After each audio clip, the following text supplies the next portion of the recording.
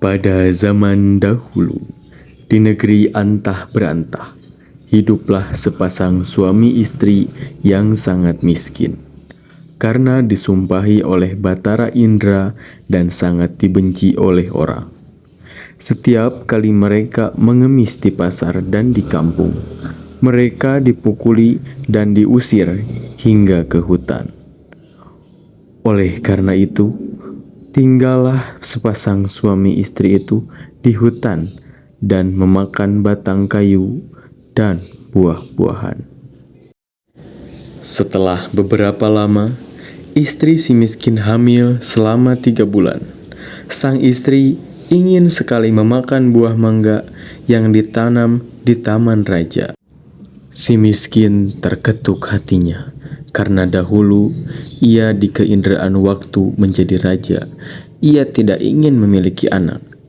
Namun sekarang ia akan memiliki anak dan berkata, Istriku, apa kamu ingin membunuhku? Apa kamu tidak tahu tentang masa lalu kita? Jangan meminta sesuatu. Kita tidak bisa mengambil buah mangga yang ada di taman raja. Setelah istrinya mendengar kata-kata suaminya itu, ia semakin menangis. Lalu suaminya berkata, Diamlah istriku, jangan menangis.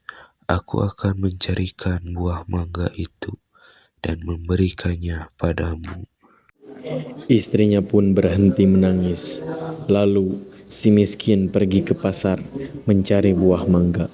Setelah sampai di perdagangan buah mangga, ia ragu untuk meminta buah mangga karena ia takut akan orang memukulinya. Pedagang buah mangga pun bertanya, "Hai miskin, apa yang kamu inginkan?" Jika Tuan mempunyai belas kasihan, berikanlah saya sebiji buah mangga yang sudah busuk, Tuan. Orang-orang di pasar pun menjadi iba karena mendengar kata-kata si miskin itu. Lalu, orang yang berada di pasar tersebut memberikan si miskin buah mangga, makanan, dan bahkan pakaian serta buah-buahan lainnya. Si miskin pun heran karena biasanya ia diusir, dipukul, hingga dilempari batu. Setelah ia berpikir seperti itu, di dalam hatinya ia pun pergi ke hutan menemui istrinya.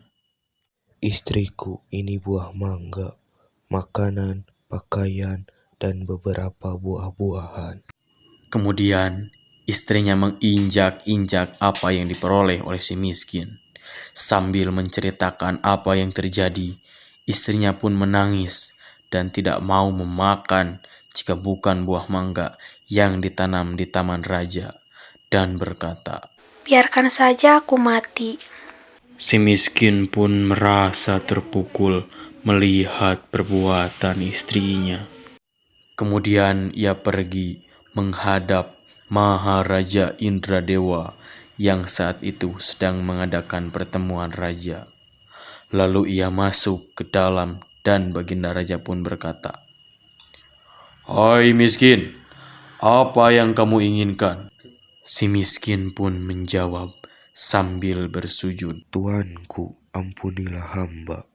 Hamba ingin meminta buah mangga yang jatuh ke tanah tuanku "Apa yang ingin kau lakukan dengan buah mangga itu?"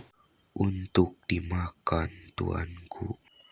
"Tolong ambilkan setangkai buah mangga untuk si miskin ini." Kemudian diambilkanlah buah mangga tersebut untuk si miskin yang sedang sujud kepada baginda raja. Setelah itu, si miskin pun berjalan pulang ke rumahnya. Setelah dilihat oleh sang istri, si miskin datang membawa setangkai buah mangga. Ia pun tertawa senang sambil memakan buah mangga tersebut. 3 bulan kemudian, sang istri kembali menangis, menginginkan buah nangka yang ditanam di taman raja dengan cara yang sama. Si miskin pun mendapatkan buah nangka yang ditanam taman raja untuk istrinya yang sedang mengidam itu. Selama istri si miskin hamil, banyak pakaian, beras, dan peralatan yang diberikan kepadanya pada waktu yang baik dan tepat. Pada malam hari 14 bulan itu, bulan bersinar terang. Kemudian pada waktu itu, sang istri si miskin melahirkan seorang anak laki-laki yang sangat baik dalam berpenampilan dan tampan. Anak itu diberi nama Mara Karman, yang artinya anak di dalam kesulitan. Dengan takdir Allah Subhanahu wa Ta'ala memerintahkan kepada hambanya, si miskin pun menggali tanah untuk membuat tempat tinggal untuk keluarganya. Ketika ia menggali tanah untuk menancapkan tiang, ia menemukan telaju besar yang berisi banyak emas. Istrinya pun datang untuk melihat dan berkata, Emas ini tidak akan habis sampai anak cucu kita, suamiku. ia pun menjadi kaya dan membeli barang-barang kebutuhannya seperti kendi, utar-utar, pelona kuda, keris, dan sebagainya.